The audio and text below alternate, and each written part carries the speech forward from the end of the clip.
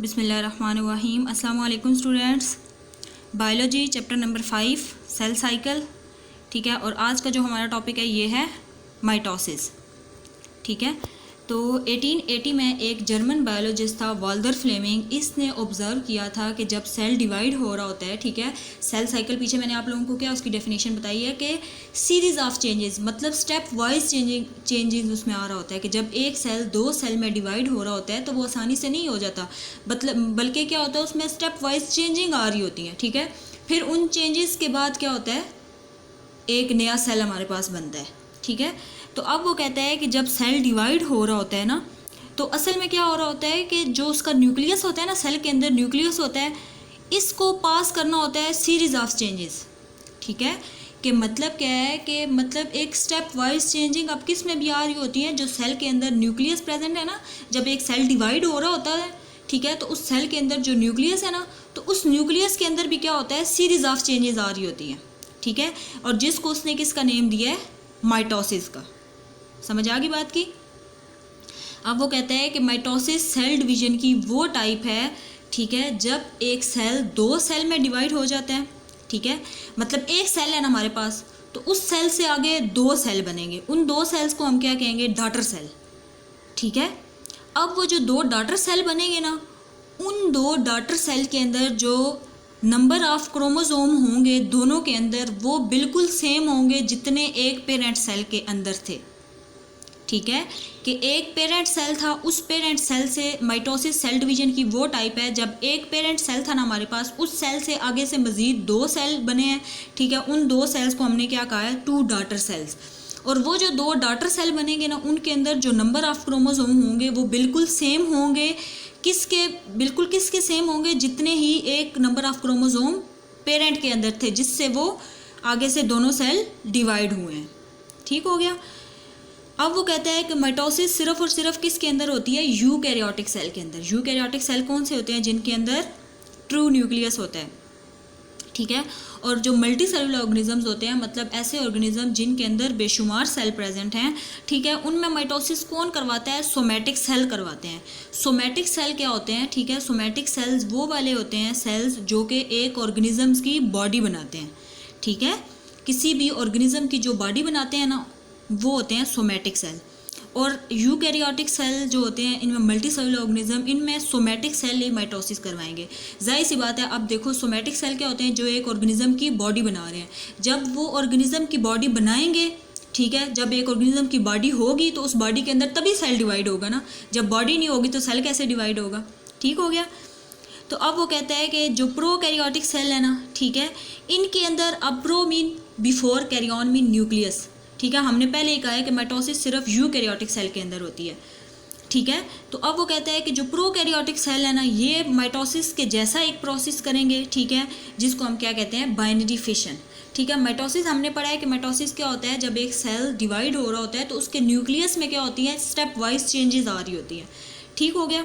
तो जो prokaryotic cell होते हैं, इनमें अब न्यूक्लियस तो होता नहीं है, ठीक है। तो इनमें क्या होता है, इनके क्रोमैटिन मटेरियल में चेंजेस आ रही होते हैं, इसका क्रोमैटिन मटेरियल डिवाइड होता है, ठीक हो गया। तो फिर इसीलिए वो कहता है ना, they do not, prokaryotic cell do not go undergo proper mitosis. Why, क्यों जो होते हैं प्रोकैरियोटिक सेल ये प्रॉपर माइटोसिस नहीं करते, क्योंकि हमें पता है कि जो प्रोकैरियोटिक सेल होते हैं, इनमें क्या होता है, न्यूक्लियस मौजूद नहीं होता। और हमें पता है माइटोसिस होता ही क्या है, जब एक सेल डिवाइड हो रहा होता है तो उसके न्यूक्लियस में चेंजेस आती हैं। और प्रोकैरियोटिक सेल ऐसे होते हैं जिनके अंदर न्यूक्लियस होता ही नहीं है, तो इस वजह से ये माइटोसिस का प्रोसेस नहीं करते, ठीक हो गया। अब हम देखते हैं जी, नेक्स्ट आगे जी, फेसेस कौन सी है माइटोसिस की, ठीक है। अब वो कहते हैं कि जो फेसेस है ना माइटोसिस की, ये बड़ी ज़्यादा पेचीदा होती हैं, ठीक है। दो मेजर फेसेस हैं माइटोसिस की, दो मेजर फेसेस हैं। कौन कौन सी, जब न्यूक्लियस डिवाइड हो रहा होता है तो उस फेस को हम क्या कहते हैं, कैरियोकाइनेसिस, ठीक है। और एक ऐसी फेस है जिसमें क्या डिवाइड हो रहा होता है, साइटोप्लाज्म, उस फेस को हम क्या कहते हैं, साइटोकाइनेसिस, ठीक है। माइटोसिस की दो फेसेस होती हैं, ठीक है। एक में न्यूक्लियस डिवाइड होता है, उसको हम कैरियोकाइनेसिस कहते हैं। और दूसरी फेज में क्या होता है, साइटोप्लाज्म की डिवीजन होती है, तो उसको हम क्या कहते हैं, साइटोकाइनेसिस। अब जो पहली इसकी फेज थी कैरियोकाइनेसिस, ठीक है, ये आगे से मज़ीद 4 फेसेस में डिवाइड होती है। वो 4 फेसेस कौन कौन सी हैं, प्रोफेज, मेटाफेज, एनाफेज और टीलोफेज, ठीक है। अब हम नेक्स्ट देखते हैं जी प्रोफेज। ठीक है, अब वो कहता है कि एक सेल के अंदर जो न्यूक्लियस होता है, उस न्यूक्लियस के अंदर जो जेनेटिक मटेरियल होता है, जेनेटिक मटेरियल कौन कौन सा, जो भी उसके अंदर डीएनए हो गया, क्रोमोसोम हो गया, क्रोमैटिन मटेरियल हो गया, ये सारे क्या हैं, जेनेटिक मटेरियल। सिंपली आप लोग यूँ कह लो कि जेनेटिक मटेरियल वो होते हैं जो कि पेरेंट्स से ऑफस्प्रिंग में ट्रांसफ़र होते हैं। ठीक हो गया। तो अब वो कहता है कि जो जेनेटिक मटेरियल न्यूक्लियस के अंदर होंगे ना, ये एक जैसे धागा नहीं होता, बिल्कुल धागे की कोई प्रॉपर शेप नहीं होती ना, ऐसे लूज सा धागा पड़ा हुआ तो उसकी प्रॉपर शेप नहीं होती ना। ठीक है, तो अब वो कहता है कि न्यूक्लियस के अंदर जो जेनेटिक मटेरियल होता है ना, ठीक है, वो सारा क्या होता है, वो ऐसे बिखरे हुए धागे की तरह पड़ा हुआ होता है, जिसको हम क्या कहते हैं, क्रोमैटिन। ठीक है, और जब प्रोफेज की शुरुआत होती है ना, ठीक है, तो वो क्रोमैटिन क्या करता है, अपने आप को मतलब एक चेंज करके ना, ठीक है, एक बड़ी मुनज़्ज़म तरतीब मतलब बना लेता है। ठीक है, एक प्रॉपर ऑर्डर्ड शक्ल बना लेता है अपनी। ठीक है, जब प्रोफेज की शुरुआत होती है तो वो जेनेटिक मटेरियल, हमने कहा है कि जो न्यूक्लियस के अंदर जेनेटिक मटेरियल होता है वो एक लूज धागे की तरह पड़ा हुआ होता है, जिसको हम क्या कहते हैं, क्रोमैटिन। और जब प्रोफेज की शुरुआत होती है तो वो क्रोमैटिन क्या करता है, ख़ुद को, ठीक है, मिल के ना एक प्रॉपर शक्ल, अपनी एक प्रॉपर स्ट्रक्चर बनाता है। ठीक है, अपनी शेप तब्दील कर लेता है। मतलब क्रोमैटिन तो होता है धागे की तरह बिखरा हुआ पड़ा हुआ, तो वो क्रोमैटिन क्या करते हैं, जब प्रोफेज की शुरुआत होती है तो अपनी शेप चेंज कर लेते हैं और एक प्रॉपर शेप देते हैं, जिसको हम क्या कहते हैं, क्रोमोसोम। ठीक हो गया। अब वो कहता है कि जो जेनेटिक मटेरियल होता है ना, पीछे हम जो फेस पर के आए थे, S phase, G2 face, G0 face, ठीक है, ये पीछे हमने पढ़ी है ना सेल साइकिल्स में, पीछे मैंने आप लोगों को फेसेस बताई थी, G1 face, S face, G2 face और G0 फेस, ये पिछले लेक्चर में हमने एक्सप्लेन किया था। तो अब वो कहते हैं कि जो जेनेटिक मटेरियल होता है ना, इसका ऑलरेडी डुप्लीकेट हो जाता है। ठीक है, मतलब उसका हम शक्ल बनना। डुप्लीकेट क्या होता है, एक चीज़ की कॉपी बनाना।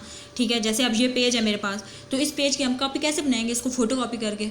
ठीक है, तो इसी तरह वो कहता है कि जो जेनेटिक मटेरियल होता है ना, इसका डुप्लीकेट बना हुआ होता है पहले ही एस फेस के अंदर। ठीक है, अब वो कहता है कि जो क्रोमोसोम, अब उसने यहाँ पे हमें क्रोमोसोम बताया ना कि जो क्रोमैटिन मटेरियल होगा ये क्या करेगा, खुद को मतलब मिल के अपनी एक प्रॉपर शेप देगा। ठीक है, और वो शेप क्या कहलाएगी, जो प्रॉपर एक कम्प्लेक्स, एक ऑर्डर्ड स्ट्रक्चर बनाएगा ना, एक तरतीब वाइज एक स्ट्रक्चर देगा, स्पेसिफिक स्ट्रक्चर देगा, उसको हम क्या कहते हैं, क्रोमोसोम। अब वो कहता है कि each chromosome is made up of 2 sister chromatids. जो एक क्रोमोसोम हमारे पास होता है ना, वो 2 सिस्टर क्रोमैटिड्स से मिलकर बना हुआ होता है। ठीक हो गया। और वो बाउंड किससे हुआ होगा, सेंट्रोमेयर से। ठीक है, ये देखो ज़रा, ये देखो, ये अब हमारे पास पूरा क्या है, क्रोमोसोम। ये इस पूरे को हम क्या कहेंगे, क्रोमोसोम। ठीक है, और ये 2 क्या है, इसके 2 हमने कहा है कि ईच क्रोमोसोम, ये देखो, each chromosome is made up of 2 sister chromatids. ये देखो, ये पूरे का पूरा क्रोमोसोम है और वो 2 क्रोमैटिड से मिलकर बना हुआ था। एक क्रोमैटिड ये वाला, दूसरा क्रोमैटिड ये वाला।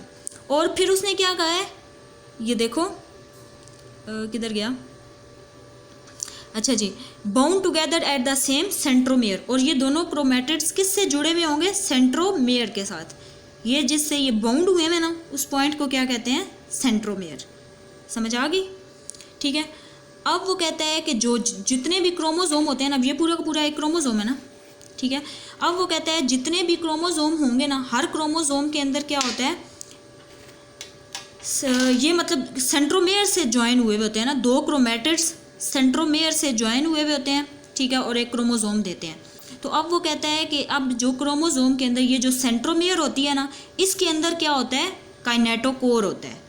ठीक है, क्रोमोसोम के यहाँ पे जो सेंट्रोमेयर होता है, इस सेंट्रोमेयर के अंदर क्या होता है, काइनेटोकोर होता है। और काइनेटोकोर क्या होता है, ये देखो आगे, काइनेटोकोर एक कम्प्लेक्स प्रोटीन स्ट्रक्चर है। ठीक है, एक प्रोटीन का स्ट्रक्चर होता है और ये वो जगह होती है जहाँ पे स्पिंडल फाइबर्स अटैच होते हैं।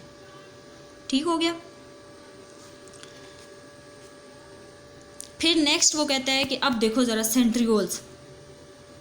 ठीक है, सेंट्रियोल्स आप लोगों ने पीछे हमने चैप्टर 4 में ये एक ऑर्गेनेली पढ़ी थी कि एनिमल्स और जो मैनी यूनिसेलुलर ऑर्गेनिजम्स होते हैं, इनमें हालो और सिलेंड्रिकल ऑर्गेनेलीज होती हैं, जिनको हम क्या कहते हैं, सेंट्रियोल्स। आप लोगों को याद आ गया होगा। ठीक है, और हर सेंट्रियोल जो होती है ये किससे मिल के बनी हुई होती है, ट्यूब्यूलन प्रोटीन से।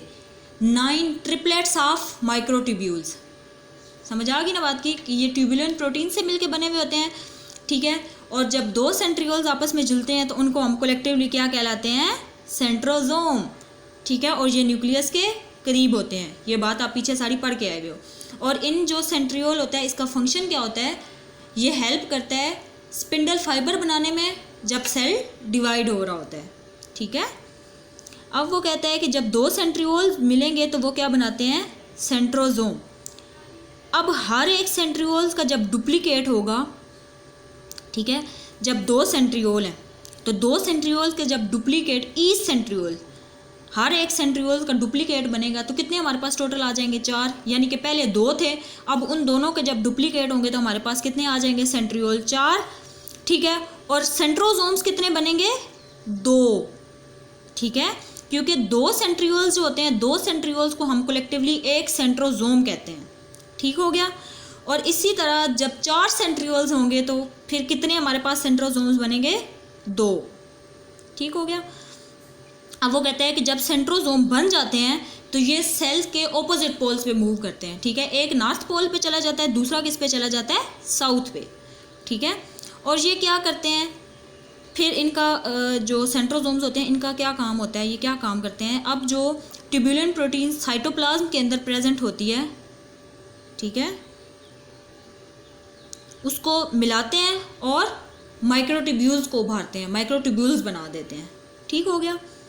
फिर वो क्या कहते हैं, जो माइक्रोट्यूब्यूल्स जब वो बन जाएंगे तो उसको हम क्या कहेंगे, स्पिंडल फाइबर्स। अब पता चल गया स्पिंडल फाइबर्स क्या होते हैं, कि जब सेंट्रोजोम्स बन जाते हैं तो वो एक सेल्स के ऑपोजिट पोल्स पे मूव करके चले जाते हैं, ठीक है। एक सेंट्रोजोम, 4 सेंट्रियोल्स है ना, तो 2 सेंट्रोजोम बने, एक सेंट्रोजोम जो है नॉर्थ पोल पे चला जाएगा, दूसरा किस पे चला जाएगा, साउथ पोल पे।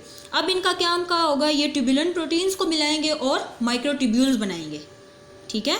ट्यूबुलेंट प्रोटीन्स को आपस में ज्वाइन करेंगे और माइक्रोट्यूब्यूल्स बनाएंगे। अब जब वो माइक्रोट्यूब्यूल्स बन जाएगा तो उसको हम क्या कहेंगे, स्पिंडल फाइबर्स। और जो स्पिंडल फाइबर्स का एक कंप्लीट सेट होगा उसको हम क्या कहेंगे, माइटोटिक स्पिंडल, ठीक है।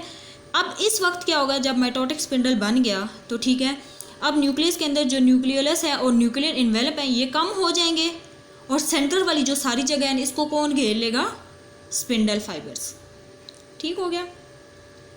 अब वो कहता है कि हाईली वैक्यूलेटेड प्लांट सेल्स, ठीक है। Plant cells, highly vacuolated plant cells का क्या मतलब है, आप लोगों ने पढ़ा है कि प्लांट सेल्स के अंदर एक ऑर्गेनेली होती है वैक्यूल, ठीक है, जो किस में प्रेजेंट होती है, सेंटर में। और ये सेंटर में आने की वजह से न्यूक्लियस को क्या कर देती है, साइड पे धकेल देती है, ठीक है। लेकिन किस वक्त, जब डिवीजन होती है ना, ठीक है, जब डिवीजन होती है ना प्लांट्स के अंदर, तब न्यूक्लियस क्या होता है, सेंटर में ही रहता है, ठीक है। लेकिन डिवीजन के बाद फिर क्या होता है, फिर ये जो वैक्यूल है, ये ऑर्गेनेली, ये खुद सेंटर में आ जाती है प्लांट्स के अंदर और क्या करती है, जो न्यूक्लियस होता है इसको साइड पे धकेल देती है, ठीक है। इसी तरह फिर देखो ना, वो कह रहा है कि लेकिन क्या होता है कि nucleus has to migrate to a centre of cell before prophase, ठीक है। जब डिवीजन होती है, प्रोफेज वाली स्टेज आने वाली होती है, उससे पहले क्या होता है, न्यूक्लियस अपने आप को सेंटर में ले आता है, ठीक है। और फिर जब डिवीजन का प्रोसेस कंप्लीट हो जाता है तो फिर क्या होता है, ये वैक्यूल जो होता है खुद सेंटर में आ जाता है और न्यूक्लियस को साइड पे धकेल देता है, ठीक है। अब वो कहता है कि जो प्लांट सेल्स होते हैं इनके अंदर सेंट्रियोल्स नहीं होता। सेंट्रियोल्स किस किस में होता है, एनिमल्स और यूनिसेलुलर ऑर्गेनिजम्स, ठीक है। अब वो कहता है कि फिर क्या होता है, ट्यूबुलेंट प्रोटीन्स के मिलने से स्पिंडल फाइबर्स बनते हैं, ठीक है। ये हम जो ऊपर पढ़ के हैं, ट्यूबुलेंट प्रोटीन्स बनेंगे तो वो क्या बनाएंगे, माइक्रोट्यूब्यूल्स को, और जब माइक्रोट्यूब्यूल्स बन जाएंगे तो हम क्या कहेंगे, स्पिंडल फाइबर वो कहलाएंगे, ठीक है। तो यहाँ पे वो यही कह रहा है कि जब अब ट्यूबुलेंट प्रोटीन्स को मिला लेंगे तो क्या बन जाएगा हमारे पास, स्पिंडल फाइबर, ठीक है। लेकिन ये स्पिंडल फाइबर बनेंगे कहाँ पे, on the surface of nuclear envelope, ठीक है। ये देखो ना, यहीं पे वही बात हमने की थी ना कि न्यूक्लियस के अंदर अब जो न्यूक्लियस और न्यूक्लियर इन्वेलप होंगे ना, ये कम हो जाएंगे और जो उनकी वाली सारी जगह थी वो कौन घेर लेगा, स्पिंडल फाइबर्स, ठीक है। ये था हमारा आज का टॉपिक। उम्मीद करती हूँ इंशाल्लाह आप लोगों को समझ आ गया होगा।